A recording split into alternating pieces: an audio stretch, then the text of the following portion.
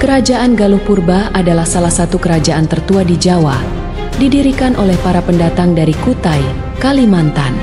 Mereka tiba di pantai Cirebon dan menetap di daerah sekitar Gunung Slamet serta lembah Sungai Serayu. Dengan ibu kota yang awalnya berada di Medan Gili, kerajaan ini menjadi pusat pemerintahan dan peradaban di wilayah tersebut sebelum Hindu menjadi agama dominan di Nusantara. Dari abad pertama hingga 6 Masehi, Kerajaan Galuh Purba berkembang sebagai salah satu kekuatan regional meskipun dokumentasi sejarahnya sangat terbatas.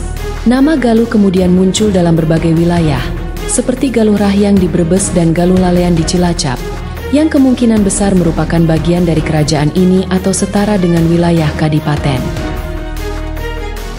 Pendirian kerajaan ini tidaklah terjadi begitu saja. Para pendatang dari Kutai memasuki Pulau Jawa melalui Cirebon, kemudian menetap di antara lereng Gunung Ciremai, Gunung Slamet, dan lembah Sungai Serayu. Disinilah peradaban mereka berkembang pesat, dengan mereka yang menetap di lereng Gunung Slamet membangun kerajaan Galuh Purba, sementara yang lain mengembangkan peradaban Sunda di sekitar Gunung Ciremai. Galuh Purba menjadi kerajaan kadipaten yang sebenarnya masih kerabat. Semua menggunakan nama Galuh. Di Brebes ada kerajaan Galuh Rahyang dan Galuh Kalangon dengan ibu kota Medang Pangramean. Di Cilacap ada kerajaan Galuh Lalean dengan ibu kota Medang Kamulan. Di Tegal ada kerajaan Galuh Kumara dengan ibu kota Medang Kamulian. Pengaruh kerajaan Galuh Purba meluas ke daerah-daerah strategis di Jawa, mencakup wilayah yang kini menjadi bagian dari Indramayu, Cirebon, Brebes, Tegal, Pemalang, Banyumas, Cilacap, dan Purbalingga, bahkan hingga mencapai Kulon Progo di Yogyakarta. Namun, sekitar akhir abad ke-5 atau awal abad ke-6, pusat pemerintahan kerajaan ini dipindahkan dari wilayah Banyumas menuju daerah Garut dan Kawali. Langkah ini diambil akibat melemahnya pengaruh kerajaan di wilayah timur, sementara Wangsa Sailendra mulai muncul sebagai kekuatan besar.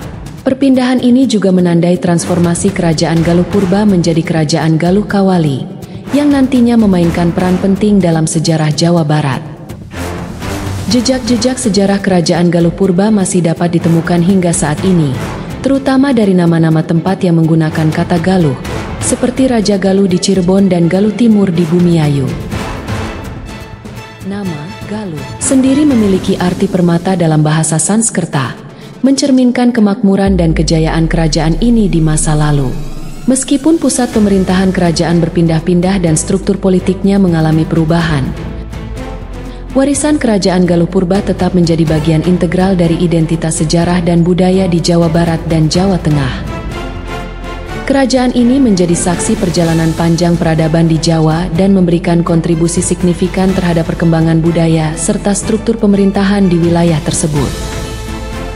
Kerajaan Galuh Purba, meskipun memiliki wilayah yang luas dan pengaruh yang signifikan di Jawa Tengah bagian barat, perlahan-lahan kehilangan dominasinya seiring dengan munculnya Kerajaan Tarumanegara sebagai kekuatan besar di Jawa Barat. Tarumanegara, yang berdiri pada abad ke-4 Masehi di bawah kepemimpinan Raja Purnawarman, menunjukkan perkembangan pesat dalam bidang politik, ekonomi, dan militer, serta berhasil membangun pengaruh yang meluas ke berbagai wilayah. Tarumanegara melakukan ekspansi besar-besaran ke daerah-daerah strategis di Jawa, termasuk wilayah yang sebelumnya berada di bawah pengaruh Galuh Purba. Purnawarman terkenal dengan kemampuan militernya yang kuat, seperti yang tercatat dalam prasasti-prasasti peninggalannya. Dengan kekuatan armada militer dan taktik yang efektif, Tarumanegara mampu menaklukkan berbagai wilayah yang sebelumnya berada di bawah kendali Galuh Purba. Lokasi Tarumanegara yang strategis di dekat pantai barat Jawa memberikan keuntungan besar dalam mengendalikan jalur perdagangan maritim. Galuh Purba, yang lebih terfokus di daerah pedalaman, tidak mampu bersaing dengan Tarumanegara yang memiliki akses langsung ke perdagangan internasional. Keunggulan ekonomi ini membuat Tarumanegara lebih menarik bagi para pedagang dan penguasa lokal untuk menjalin aliansi. Galuh Purba akhirnya mengalami disintegrasi ketika pengaruh Tarumanegara mencapai puncaknya.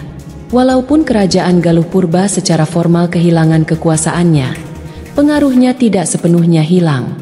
Sebagian keturunannya dan wilayahnya berkontribusi pada pembentukan kerajaan-kerajaan berikutnya,